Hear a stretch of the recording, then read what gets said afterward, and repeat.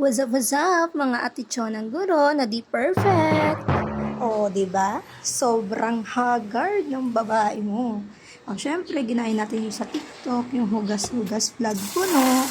Pero, Diyos ko po, Lord, napakahirap talaga niya. Dahil, alam mo naman, isa lang tayong ganap na kusinera. Dahil wala pa tayong work for today's video habang naghihintay ng DepEd item. So, ayan, hugas-hugas. Diba? Nakaka-convince yung mga nakikita ko sa YouTube, pero, or sa TikTok, pero dito, parang nagsisi akong ginaya ko.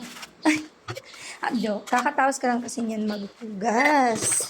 Ay, maghugas. Sorry. Mali lang. Tao lang. Di perfect. Kagaya mo. Ay, grabe siya. Nagluto ako niyan. Sorry. Maasahan dito sa pagluluto. Hindi ako kagaya mo. Char. So, ayan, sige lang, magpanggap ka lang dyan na magaling ka maghugas. Ikaw yan eh. Sige, panggap pa. Pero sa totoo lang, hirap na yan. Nako, ito ang simula ng vlog journey ko ulit. Kasi ngayon, medyo bored ang buhay. Bored na wala tayong kwarta. Sobrang hirap na ng buhay natin. So, yan na, nagugas na ng kamay. Pero marami tayong nakatambak. So, ang hirap na mag-vlog kapag walang magandang lugar ba? Or ang hirap ng light, nabuksan ko na yung ilaw, pero hindi naman niya kaya. Diyos ko, Lord! Napakahirap. So, sobrang bagot na bagot ako. Tapos, syempre, may mga mag-judge din. Hindi naman sila magugas ng pinggan. Hoy, sorry ka, girl. Araw-araw kong ginagawa yan. Hindi na lang siya magandang tignan. Tingnan nyo lang ang kasipagan ko. Syempre, di ba, inano ko kasi hindi nyo makita yung mga tinataob ko. Kulang yan. Guhugas ng pinggan. Susunod na makikita nyo ay luto ko na.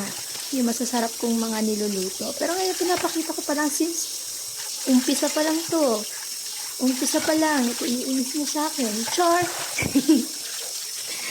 So, ang tagal. Nahirapan na akong mag-voice record. So, ano ba? Matatapos pa ba to? Char! So, ayan. Linis-linis naman tayo kasi nga, di ba, kanina, sabi ko nga, tapos na tayo magluto. Siyempre, yung mga tumalsik-talsik dyan, ng mga galunggong na yan. So, kailangan niya linisin. Dahil mayari tayo kay Mother. Kay Mother dear. Dahil nandito na ulit si Master sa bahay. So, kailangan na nating umayos. Diyos ko, kung ayaw nyo ng gulo. Kailangan na nating mag-ayos, matutong maglinis dahil mararat-rat tayo talaga. Grabe yan. Rat-rat malala ka talaga dyan. Sinasabi ko sa'yo, subukan mo mag-inarte. Rat-rat ka talaga kay Mother Earth. Sige, tamang punas lang. Tanggalin mo yung mga oil na pinaglalagay mo dyan. Putalsik, sorry naman. Galunggong eh. Sobrang nakakapagod. So, ito naman, dahil pupunta ako sa Mikara kasi nga, kailangan kong maligo ngayon dahil pupunta tayo sa Mikara kasi maghintay tayo ng tawag ng DepEd. Sana matawagan.